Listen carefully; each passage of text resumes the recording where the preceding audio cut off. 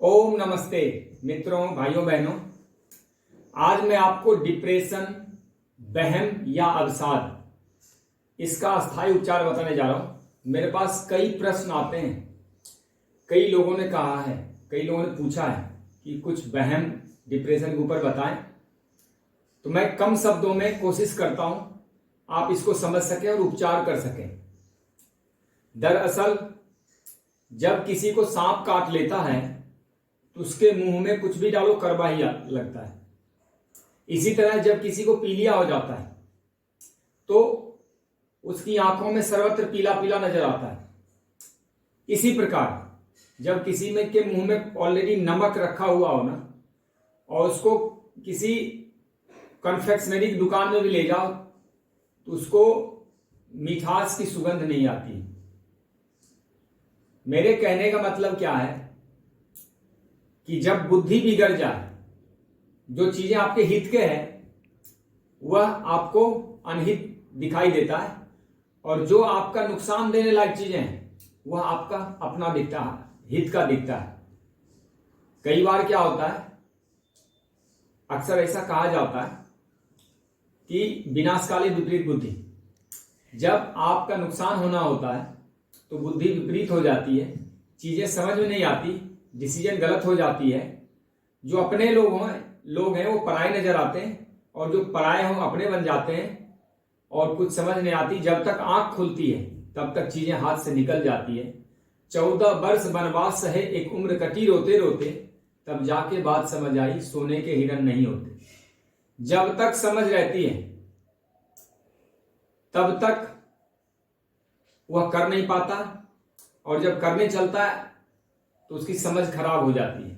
या उसको दूसरी भाषा में यूं कहें कि जब समय होता है तो समझ नहीं रहती, और जब समय निकल जाता है तब समझदारी आती है, फिर उसके हाथ में कुछ बचता नहीं। ठीक यही डिप्रेशन के संबंध में है। दरअसल डिप्रेशन एक मनोवैज्ञानिक रोग है। यह एक साइकोलॉजिकल डिजीज है जो कि आधुनिक जीवन शैली के उलझनों की देन है। इसमें व्यक्ति बिना रोग के ही रोगों का वहम पाले रहता है। यदि मैं कह दूंगा आपको कोई बीमारी नहीं है तो मुझे छोड़ के कोई और डॉक्टर के पास चला जाएगा।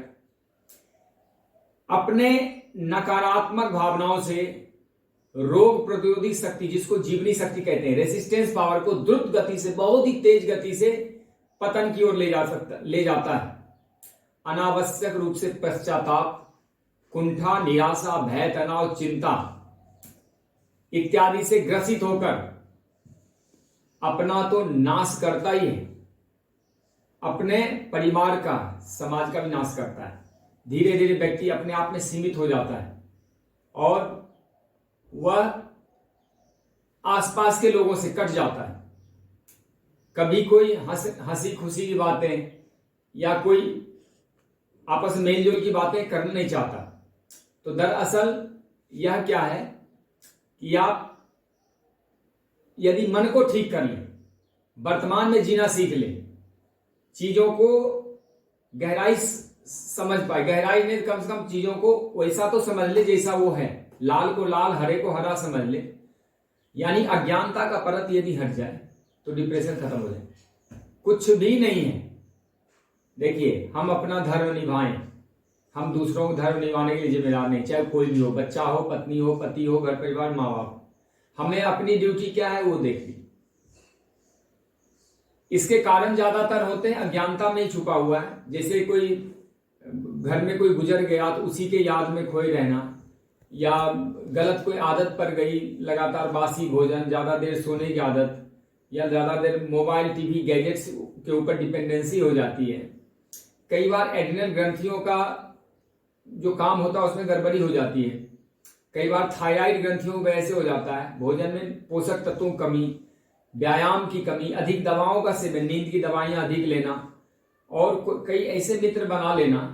जैसे महाभारत का दुर्योधन डिप्रेशन का ही शिकार था, कंस डिप्रेशन का ही शिकार था, क्योंकि उसके आगे पीछे ऐसे लोग थे, वो 2-4 लोगों की बात के अलावा कुछ सुनता नहीं। दुनिया में उसके लिए और कोई सत्य था नहीं, बस वही सत्य था जो 4 लोग उसको, शकुनी, कर्ण, दुशासन जो कहता था। तो आप समझ गए होंगे डिप्रेशन क्या होता है। अब मैं इसका धीरे धीरे उपचार बताता हूं। कारण तो बहुत कुछ है। मोटे तौर पे जो मैंने समझाया यही सब कारण है, साइकोलॉजिकल कारण है इसके। तो इसका उपचार कैसे कर सकते हैं? 4 तरीके अपनाएं, उपचार हो जाएगा। पहला तरीका है आहार में काफी न्यूट्रिएंट्स का सेवन करना चाहिए। जैसे हमारा शरीर जीवित सेल से बना हुआ है। जीवित सेल में क्या होता है कि यदि हमारा शरीर जिंदा है तो इसमें कम से कम भोजन का 60-70% जीवंत आहार डालें। अब जब हम जो कुछ भोजन रोटी चावल दाल सब्जी या जो भी खाते हैं, पनीर मिठाई, यह सब मुर्दा आहार है और हमारा शरीर जिंदा है। तो मुर्दा भोजन जीवंत शरीर को नहीं पोषक दे सकता, या फिर यूं कहिए कि उस सेल को न्यूट्रिशन नहीं दे सकता, उस सेल को पावर नहीं दे सकता, इम्यूनिटी नहीं दे सकता। तो भोजन में कम से कम 50% से ऊपर जिंदा भोजन शामिल करें, जिसमें फल सलाद अंकुरित हो, थोड़ा सा ड्राई फ्रूट भिगो को हो, ताजे पत्तों की चटनी हो, या फिर कोई ताजा जूस आप सेवन कर सके तुरंत का निकाला हो, गन्ने का जूस, नारियल पानी, या फिर कुछ नहीं तो नींबू पानी, संतरा मौसमी, घिया टमाटर गाजर का जूस, ये सब एक भाग तो ये हो गया। आहार को ठीक कर लें।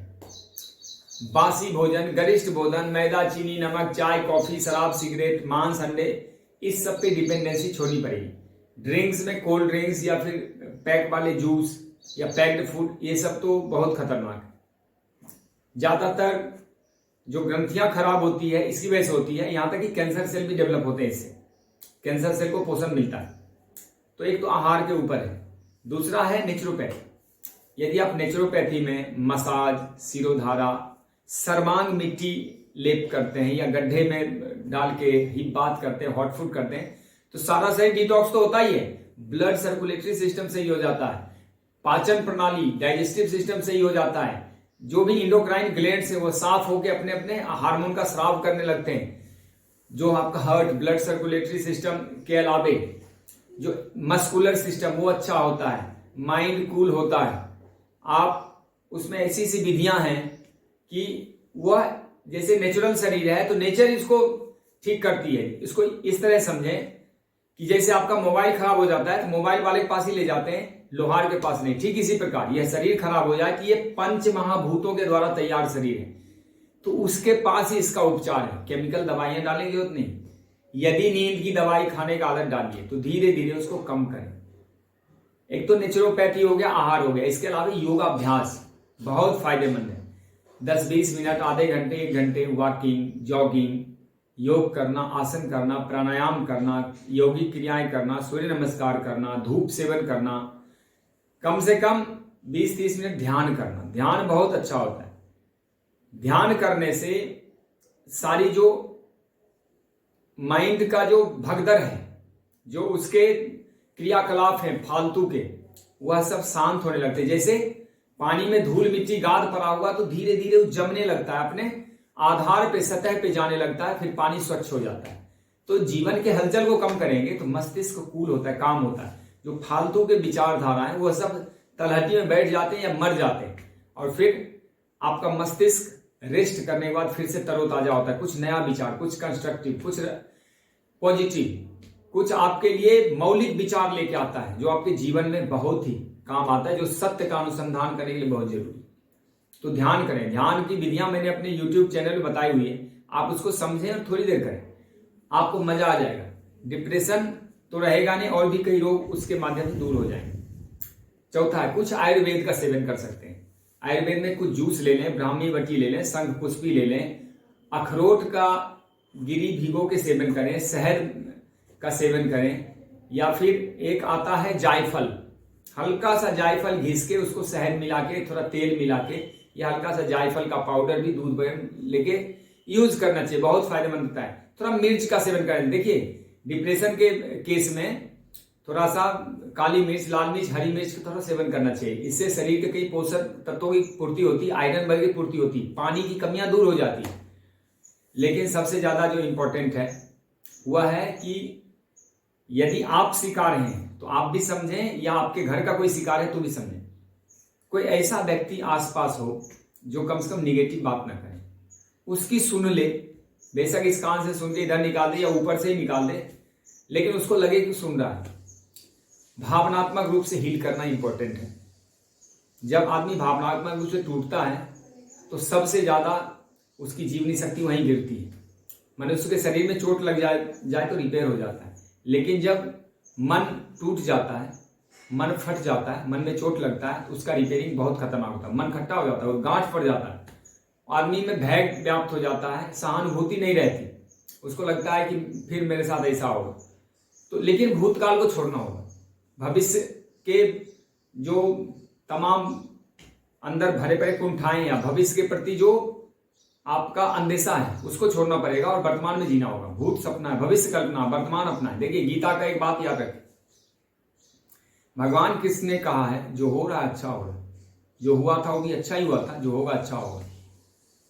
तुम्हारा क्या गया जो तुम रो रहे हो, तुम क्या लेके आए थे, क्या लेके जाओगे? खाली हाथ आए थे, खाली हाथ जाओगे। इस जीवन में निष्काम कर्म करें, जो किया भगवान के लिए किया। ये शरीर भगवान का है, समय भगवान का है, सांसें भगवान की है, संपत्ति भगवान की है, सुविधा साधन एवरीथिंग सब कुछ भगवान का ही है। भगवान का नौकर चाकर कर्मचारी बन के काम करेंगे, कभी दुख होगा नहीं। काम नहीं हुआ भगवान का नहीं हुआ, काम अधिक हुआ भगवान का, वो जाने। मैं तो निष्काम कर्मयोगी हूं, मुझे तो काम करके उसका फल चाहिए नहीं। भगवान कृष्ण ने कहा है कर्म किए जा, फल की चिंता मत कर। दरअसल आपका अधिकार ही नहीं है फल पे, रिजल्ट तो प्रकृति के हाथों में होता है, विधाता के हाथों में होता है, समय के हाथों में होता है, आपके हाथों में है नहीं। कर्म हमारे हाथों में है, हम कर्म कर डालें सच्चे भाव से, पूरी शक्ति के अनुसार 100% अपना देके कर्म कर दें, शुद्धता से कर दें, फल जो होना होगा होगा। लेकिन ध्यान रखें, जब कर्म सच्चा होता है तो फल उससे भी सच्चा होता है। कभी भी अच्छे पेड़ में बुरे फल नहीं आते, और यदि आते हैं तो अपवाद होते हैं। अपवाद हर जगह होता है उपलब्ध, छोड़ दीजिए।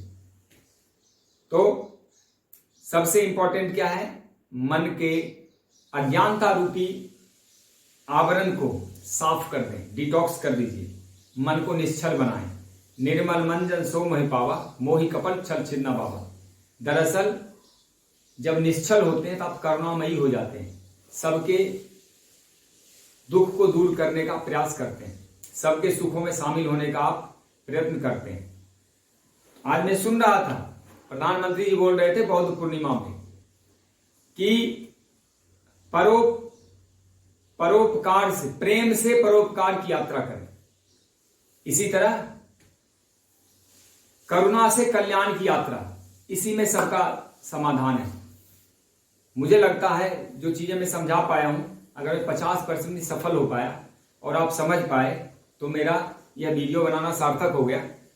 लेकिन ये जरूर कहूंगा कि हो सकता है आपको लगे झूठ है, हो सकता है मुझे भी उतनी समझ नहीं हो जितना मैं बता रहा हूं, 100% बातें सच ना हो सकता है, लेकिन आप करके देखें, फायदा जरूर होगा। क्योंकि हजारों लोगों का उपचार मैंने किया है अपने हाथों से, खासकर डिप्रेशन का।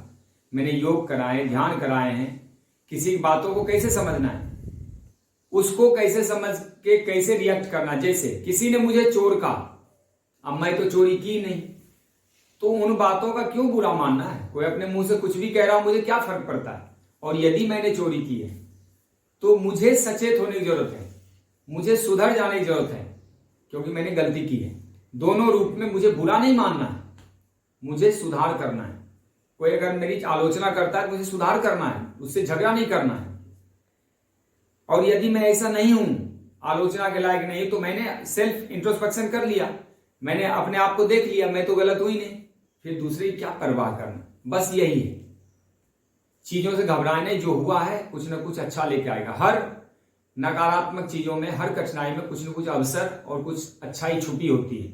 यहां तक कि कई बार धूल मिट्टी आंधी चलता है तो वह भी प्रदूषण को साफ कर देता है।